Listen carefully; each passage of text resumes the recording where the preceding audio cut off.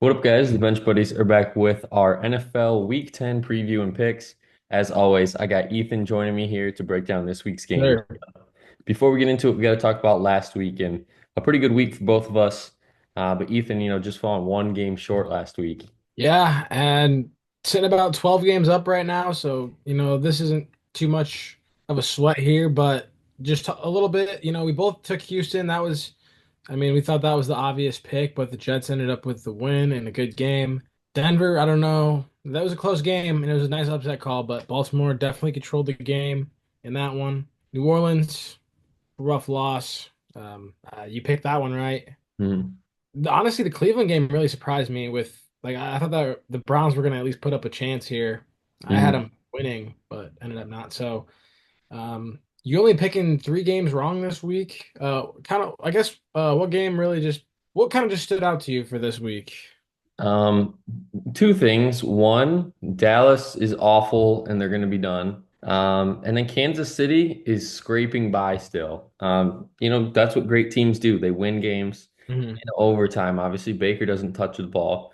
And I'm still going to be an advocate for change it to college OT, start at the 50, go from there, make sure everybody touches the ball and it's fair for both sides. I don't know. I just think Yeah. Chiefs find ways to win. Cowboys keep losing.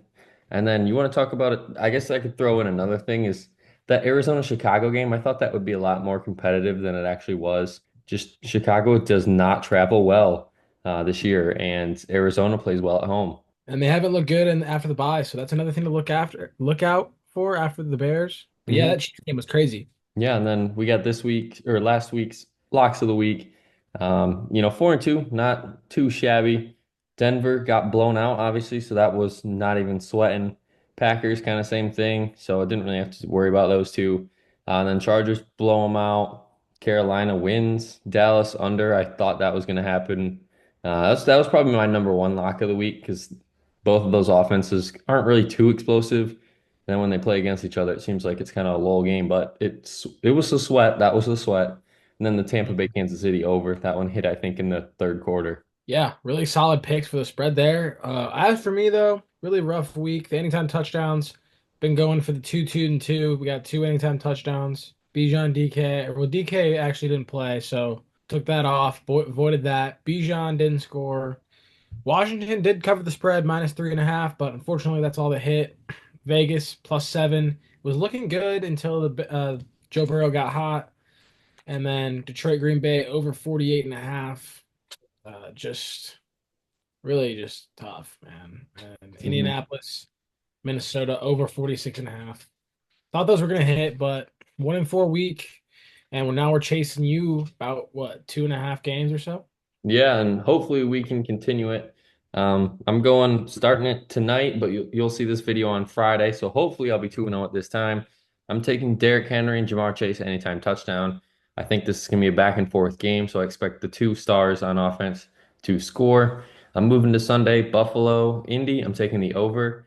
I think this is a game where Flacco shows up, and it's going to be a 28-30 kind of game, and I think the over is going to hit. Atlanta, New Orleans under. Both of these, like I took the Atlanta under last week, and they just kind of struggled. And then the Saints can't score at all, so I like the under here. Tampa Bay +6 at home, and Houston +3 at home versus some top teams in the NFC. But home games are always in your favor, and we saw it last week where these games are a lot closer than people think.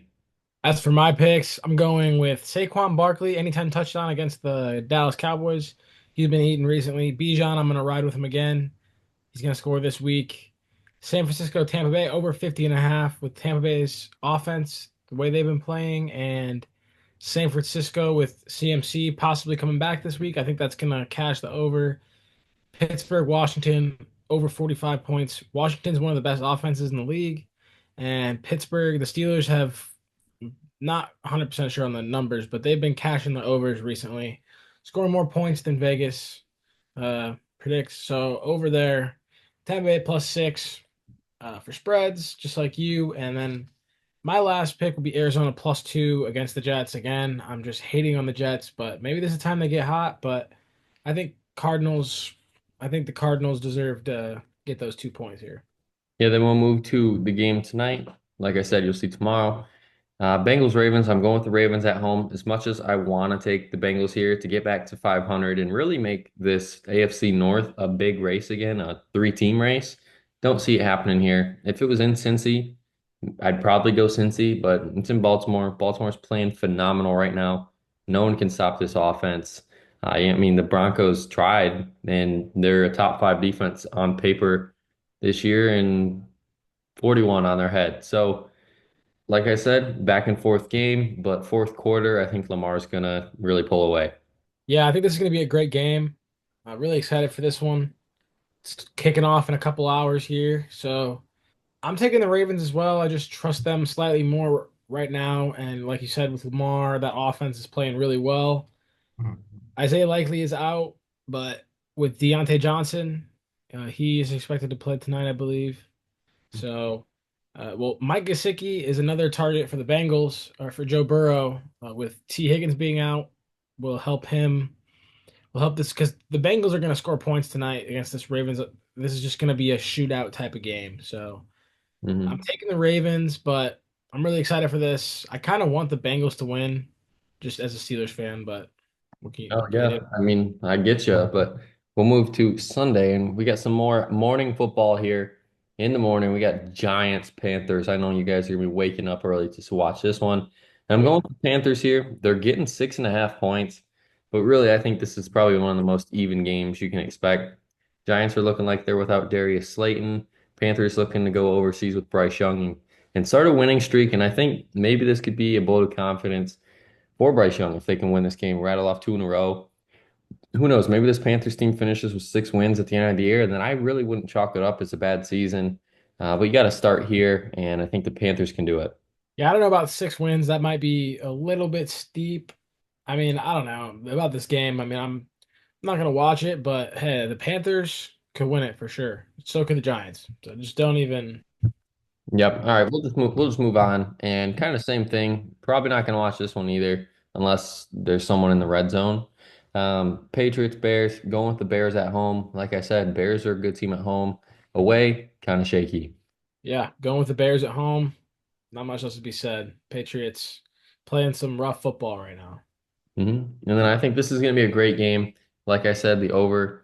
And I think the Bills are going to win this game. I don't want to say easily, but this could be a game where the Colts really come out and just outduel the Bills. We've seen it time and time again. Bills get in these high scoring affairs, and then one Josh Allen turnover, and the Colts or another team makes the mistake or makes up for it and scores. And it could happen here, but I just don't see it happening this time. The way the Bills are playing, Josh Allen's cut down the turnovers and looked really well this year. Yeah, I could definitely see the Colts with a win as well, but didn't really look good last week against the Vikings. Didn't really look like any either team wanted to win. Bills playing the some of the best football in the league right now. I just can't pick against the Bills in this spot.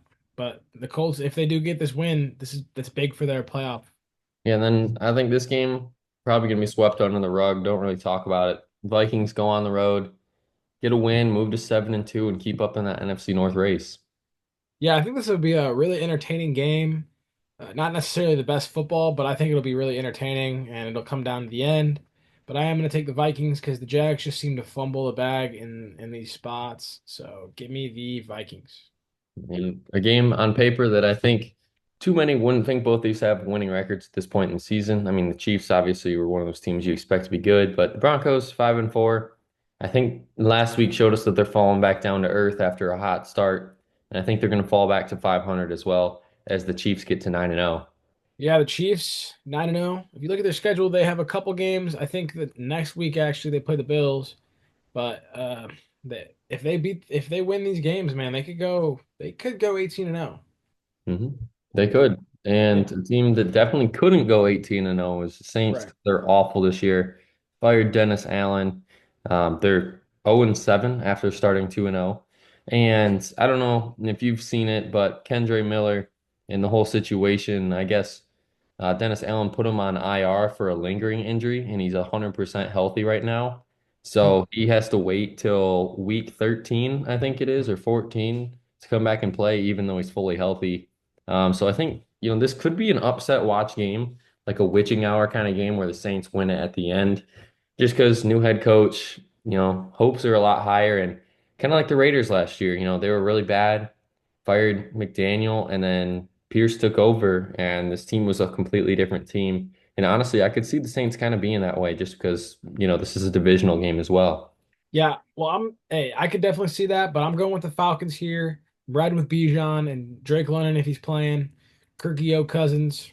Saints have lost seven straight after scoring 90 points in their first two. Just momentum is killer. Going down. Falcons are going up here and look to get to 7-3 here on the road, and I think they're going to do it. And then a huge game for both of these teams at this point in the season. Niners come out of the bye, getting McCaffrey back, getting healthy, and they're 4-4. And then you got the Bucks 4-5. His team looked like an absolute powerhouse through the first 5, 6 weeks that they're going to run the NFC South. And then Godwin and Evans got hurt, and this team just hasn't been the same. But they're playing really good football. And this game could go either way, but I'm going with the Niners. I think the return of McCaffrey sparks the team, and they walk away victorious. Well, I'm taking the Bucks here. I'm taking a different route. Obviously, another really tough matchup here, but the Bucks are ready for it after playing the Chiefs. Very tough Monday Night Football last week. I think this is a better matchup for them. I know I get it. CMC's healthy, but Tampa Bay with Mike Evans going down, they've really still found that it really hasn't hurt them too bad with Godwin and Evans. But obviously, it's hurt them. But Otton has really stepped up. Rashad White, Bucky Irving. They just got studs down there. I think they're going to be able to move the ball still, and I'm taking them to win. I mean, it's kind of it's a little bit over the top, but I mean, I agree. And then I think this is going to be another one of those huge games that definitely is going to have implications on both sides for the playoffs, AFC and NFC. Steelers with a win, keep up and keep the lead in the AFC North, and Commanders keep building the lead in the NFC East. And I think the Commanders are going to do it. Yeah, I mean, I bet it after week 3 when the Commanders were 2-1 for their win total of over 7.5. So I just need one more win for the rest of the year from the Commanders and I'll win some money. And I think this is going to be the week against a really good defense. Maybe the under would be my sixth lock of the week this week. I think if anything, I think it's going to be a 20-13 kind of game. I know you're on the over, but if the Steelers win this game, I think it is going to be one of those overs, probably like a 31-30, 31-28 kind of game. yeah. Well, I'm going with the over, like you said. I'm going with the Steelers. It's gonna be. I mean, this is gonna be one of the better games. I can definitely see why you take the Commanders with what they've done so far.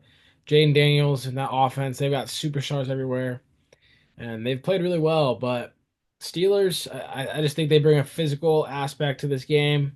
The Commanders just won't be able to match it, and I think it'll be a really close game. But just I think they're gonna end up squeaking by them here this week, and probably the best game in the 1 o'clock slate.